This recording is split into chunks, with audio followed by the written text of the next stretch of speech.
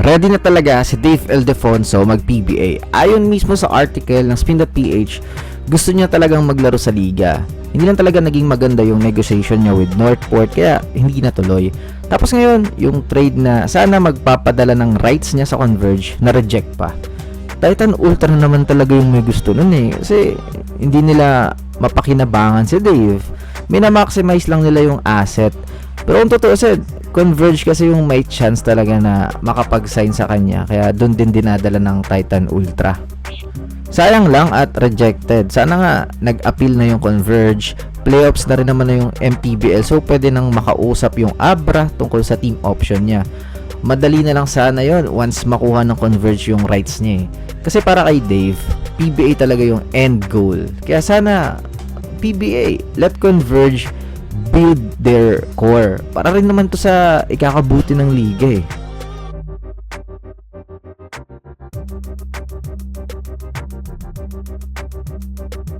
Next, Coach of the Year for Season 49, walang iba kundi si Chot Reyes. Unanimous yan. 2 title sa 3 conference. Kaya deserve talaga. Ito yung 7th Coach of the Year award niya. At kitang-kita talaga na PBA yung 40 niya, leading a team to consistent dominance. Defensive Player of the Year ay si Xavier Lucero ng Magnolia Hotshots. Isang solid comeback story after his injury days. Speaking of comeback, yung Comeback Player of the Year goes to Brandon Ganuelas Rosser na talagang bumawi sa Season 49. Sixth Man of the Year or Mr. Quality Minutes, Don Trollano ng San Miguel. Instant offense off the bench. At syempre, scoring champion for Season 49 is Arvin Tolentino. Si Calvin Oftana naman ang may Order of Merit, having the most Player of the Week awards. Game of the Year, walang iba kundi yung epic Game 7 ng Commissioner's Cup Finals between TNT and Barangay Ginebra. Medyo interesting din yung rookie team. Biglang 6 yung players. RJ Abariento, Cedric Bearfield, Jordan Heading, Kalen Chongson, Justin Baltasar, at Kai Balungay. Parang may sub talaga kasi 6 eh, no?